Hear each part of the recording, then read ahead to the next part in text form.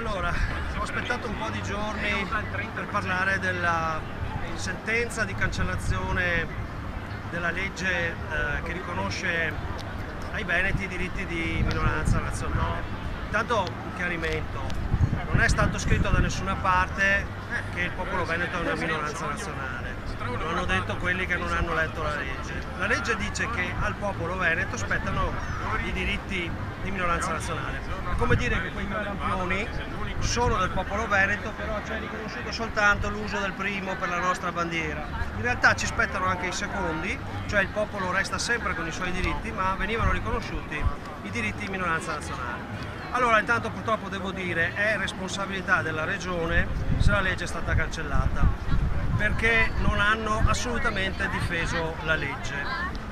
Dovevano far presente che noi siamo discriminati sul piano della lingua, che la lingua veneta non è stata riconosciuta pur essendo stata una legge, una lingua di Stato, una lingua ufficialmente riconosciuta, ha tutte le caratteristiche, la grammatica, i dizionari, la letteratura immensa, quindi dire che la lingua veneta non è una lingua come fa lo Stato italiano è una discriminazione. Già questo ci dava diritto, se la regione l'avesse fatto presente, ci dava diritto all'applicazione della Convenzione Quadro come norma di tutela superiore. Ma sono altri fatti discriminatori, per esempio noi non abbiamo i prefetti veneti, né in Veneto, né nelle Venezie, né al sud da nessuna parte. Gli studenti veneti sono discriminati, hanno punteggi più bassi all'università e alla scuola superiore rispetto a quelli che sono i test invalsi, rispetto a quello che dice l'OCSE. Quindi cosa succede? Che siamo discriminati con i concorsi statali, veniamo estromessi dalle carriere, gli insegnanti non sono veneti, quindi non conoscono la storia, ci dicono che noi non esistiamo come identità. Quello che lo Stato italiano ha mostrato con questo procedimento in Corte Costituzionale è di non voler dialogare, di essere quello che è sempre stato, cioè un governo abusivo sul territorio e razzista, un dominio coloniale, che non ha nessuna intenzione di dialogare sul piano dei diritti umani. La Corte Costituzionale non ha risposto sulla questione se era competenza o meno della Regione in virtù dell'articolo 117, perché la Regione non gliel'ha fatto presente. Addirittura l'avvocato della Regione ha detto che la legge non serviva a niente, basti dire che questa legge impediva l'afflusso di immigrati a costo zero. Oppure ancora non ha detto la Regione una cosa fondamentale, cioè che i veneti non sono i residenti in regione, è ovvio, se uno viene qui, compreso gli immigrati che sono qui più o meno legalmente nei centri di accoglienza, gli viene dato la residenza in Veneto, allora sono veneti. La regione non ha fatto valere nemmeno questo punto, cioè il fatto che la legge parlasse e parlava di diritti umani, di identità nazionale veneta, di quella che si chiama minoranza etnica in termini di diritto. Allora, si potrebbe dire che è stata una grande sconfitta, una vittoria dello Stato, invece no.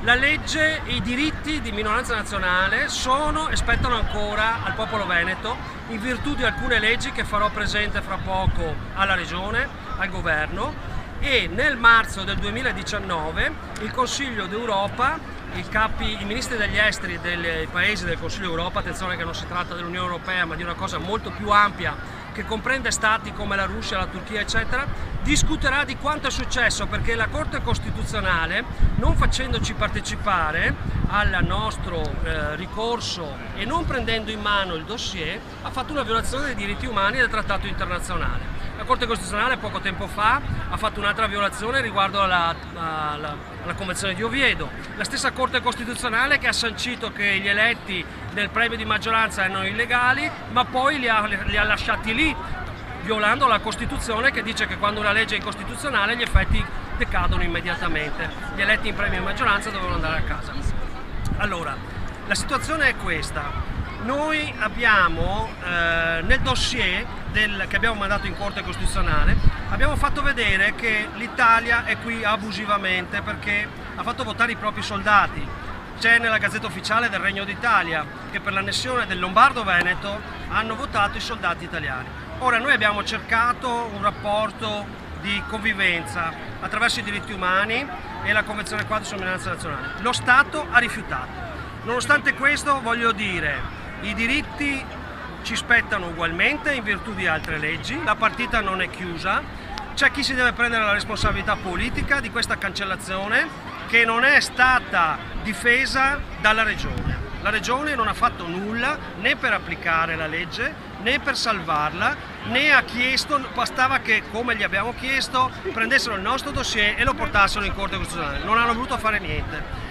Tant'è che addirittura l'avvocato della Regione, personalmente al bar, mi ha detto che noi veneti, dovremmo festeggiare Checco Beppe. Gli austriaci sono stati i primi a fare i massacri, anzi no, in realtà ci sono stati i francesi prima, Napoleone, quindi va bene. La storia è questa. Ora, io spero solo che quantomeno ai veneti resti chiaro qual era il senso di questa operazione. Noi siamo i proprietari di tutto, almeno avere la gestione di una parte degli affari. Non ci vogliono dare nulla, è un rapporto coloniale, razzista, quello dei veneti con l'Italia. Ci sono tutte le prove e noi adesso saremo costretti, e ne abbiamo il diritto, a prendere la strada internazionale, perché se non siamo un popolo, allora siamo uno Stato invaso, il Lombardo-Veneto, con dentro il popolo veneto, con dentro gli insubri, con dentro i mantovani.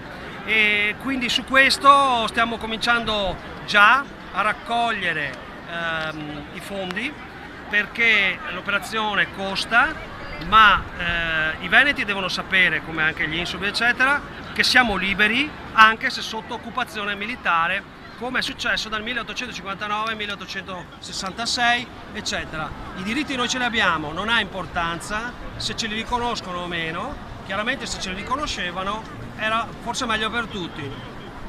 Hanno scelto loro che cosa deve essere il futuro. Viva San Marco!